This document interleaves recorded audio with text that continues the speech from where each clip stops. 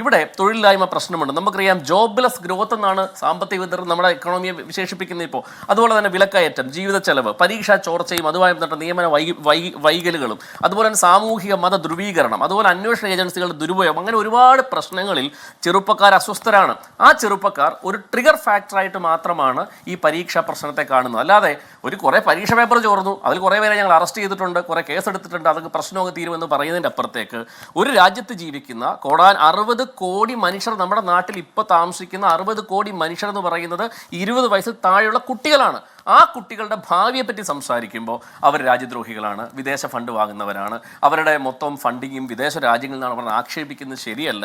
ഇത് ഭരണപക്ഷത്തിന് മാത്രമുള്ള പ്രശ്നമല്ല. നമുക്കറിയാമല്ലോ, ഇവിടെ ആക്ഷേപിച്ചുകൊണ്ട് ഇവരെ തകർത്ത് കളയുന്നതിനെ പറ്റി നമ്മൾ സംസാരിക്കുമ്പോൾ അറബ് വസന്തത്തെ പറ്റി തൊട്ടുമുമ്പ് സംസാരിച്ച മാധ്യമപ്രവർത്തകനായ അദ്ദേഹം ഒരുപാട് മൂവ്മെൻറ്റുകളെ പറ്റി പറഞ്ഞു. അറബ് വസന്തം നമുക്കറിയാം. അതുപോലെ തന്നെ ഇന്ത്യൻ സ്വാതന്ത്ര്യ സമരം പോലും എങ്ങനെയായിരുന്നു ഹാഷ്മി? തുടക്കത്തിൽ ബ്രിട്ടീഷുകാർ വിചാരിച്ച എന്താണ്? ഇത് കുറേ അഭിഭാഷകരുടെയും കുറേ ബുദ്ധിജീവികളുടെയും സമരമായിട്ടായിരുന്നു ഇന്ത്യൻ സ്വാതന്ത്ര്യ സമരത്തെ തുടക്കകാലത്ത് ബ്രിട്ടീഷുകാർ കണ്ടുകൊണ്ടിരുന്നത്. പക്ഷേ എന്തായി സംഭവിച്ചത്?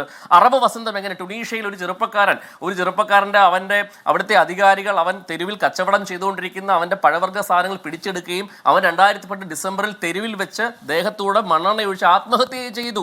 അവിടെ നിന്ന് വലിയ പ്രക്ഷോഭം പിന്നെ ഈജിപ്തിലേക്കും ടുണീഷ്യയിലേക്കും വ്യാപിച്ചു. അതാണ് വലിയ അറബ് വസന്തമായി മാറിയത്. ഞാൻ ഇന്ത്യയിൽ അങ്ങനെ മനുഷ്യരെല്ലാം ഇറങ്ങി ഇന്ത്യയിൽ കലാപം ഉണ്ടാക്കണമെന്നൊന്നും അല്ല ഞാൻ പറയുന്നത്. ചെറുപ്പക്കാരുടെ പ്രശ്നങ്ങൾ അഡ്രസ്സ് ചെയ്യണം, അവരെ കേൾക്കണം. ഈ സിസ്റ്റം ഫെയിലിയർ ആണെങ്കിൽ അതിനെ പരിഹരിക്കാൻ ശ്രമിക്കണം. പ്രധാനമന്ത്രിയോ അല്ലെങ്കിൽ കേന്ദ്രമന്ത്രിമാരോ അവരെ അഡ്രസ്സ് ചെയ്യുന്ന തരത്തിലേക്ക് കാര്യങ്ങൾ മാറിയാൽ മാത്രമേ ജനാധിപത്യത്തിൽ ഒരു പ്രതിഷേധത്തിൽ പങ്കെടുക്കുന്ന ആൾക്കാരുടെ എണ്ണമല്ല പ്രസക്തം. ആ ജനാധിപത്യത്തിൽ അവർ പറയുന്ന വിഷയങ്ങളുടെ ഗൗരവം, അവർ പറയുന്ന സബ്ജക്റ്റിൽ ഏതെങ്കിലും തരത്തിലുള്ള ഗൗരവപരമായ വിഷയങ്ങളുണ്ടോ അതാണ് അഡ്രസ്സ് ചെയ്യേണ്ടത്. അതാണ് ജനാധിപത്യത്തിന്റെ മനോഹാരിത. അതാണ് ജനാധിപത്യ അടിസ്ഥാനം.